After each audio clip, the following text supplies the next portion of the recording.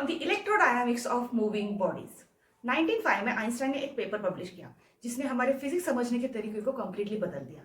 इस पेपर में आइंस्टाइन लिखते हैं to the starters of the postulate and also introduce another postulate which is only apparently irreconcilable with the former, namely that light is always propagated in a empty space with a definite velocity c which is independent of the state of the motion of an emitting body। इसका मतलब Einstein कह रहे हैं light की speed हमेशा सी रहेगी चाहे source की स्पीड कुछ भी हो। लेकिन सवाल उठता है उन्होंने ऐसा क्यों कहा और ये 1905 का ये पेपर इतना फेमस क्यों है।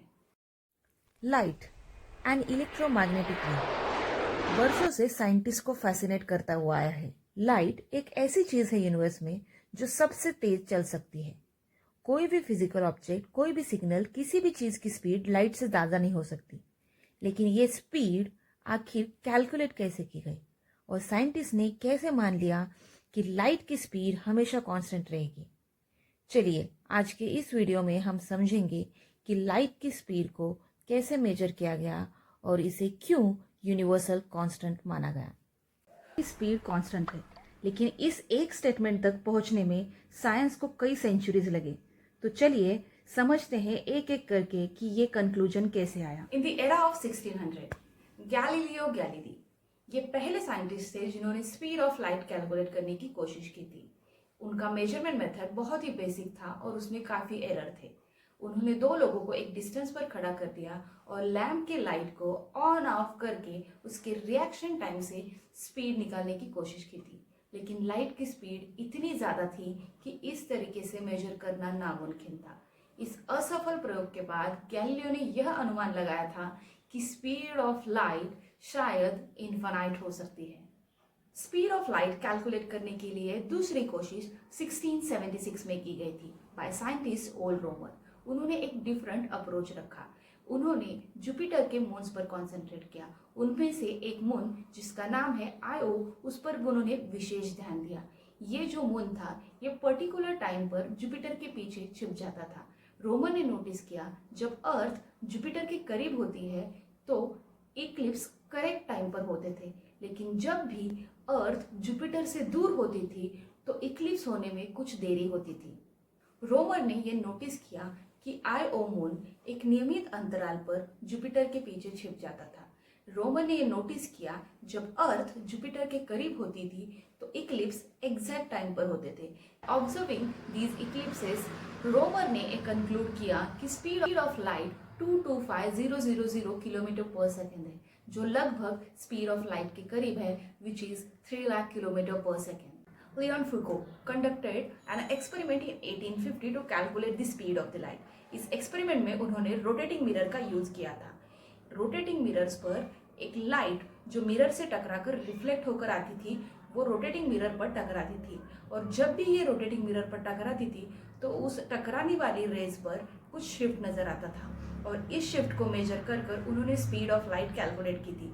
वो स्पीड ऑफ लाइट 298,000 किलोमीटर पर सेकेंड थी, which is almost near to the 3 lakh kilometre पर सेकेंड। और ये बेहद ही सटीक एक्सपेरिमेंट था to calculate the speed of light. जिन भी साइंटिस्ट ने स्पीड ऑफ लाइट कैलकुलेट की है उन्होंने हमेशा ही 2 वे लाइट की स्पीड कैलकुलेट की है, ना कि 1 वे। इसीलिए आइंस्टाइन ने भी एवरेज स्पीड ही कंसिडर किया है। That's why he consider that light is equal in speed in all the direction. भी ये माना कि हम 1 way speed of light directly measure नहीं कर सकते, इसीलिए उन्होंने एक पोस्टुलेट मतलब एक सिद्धांत लाइट के बारे में अपने पेपर में इंडिकेट किया। वो सिद्धांत है कि लाइट की स्पीड एवरी डायरेक्शन में सेम होती है। अब तक के सारे साइंटिस्ट स्पीड ऑफ लाइट को 3 लाख किलोमीटर पर सेकेंड मानते आए थे, और 1905 के पेपर में भी आइंस्टाइन ने इस स्पीड ऑफ लाइट को कांस्टेंट बताया है। उस पेपर में वो लिखते हैं, we have not defined a common time for A and B. For the latter we cannot be defined at unless we establish the definition that the time required by a light to travel from point A to B is equal to a time required for light to travel from B to A. And इसीलिए उन्होंने conclude किया light travels in any direction in any medium with constant speed. क्या light किसी invisible medium के through travel करता है?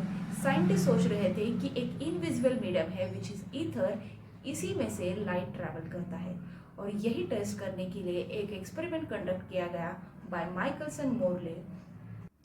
दो light के वेव्स अलग अलग डायरेक्शन में परपेंडिकुलर टू ईच अदर भेजे गए और उन दोनों के रिफ्लेक्शंस का बाद में इंटरफेरेंस देखा गया।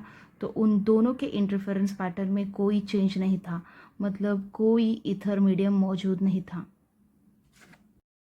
Bye considering absence of ether medium, Einstein अपने पेपर में इंडिकेट करते हैं कि electrodynamics and connection of moving earth with respect to light medium suggests that light is always propagated in the empty space with a definite velocity c, which is independent of the state of motion of an emitting body. And यही वो सिद्धांत था जिसने physics के world को change किया। If you like our video then please do subscribe.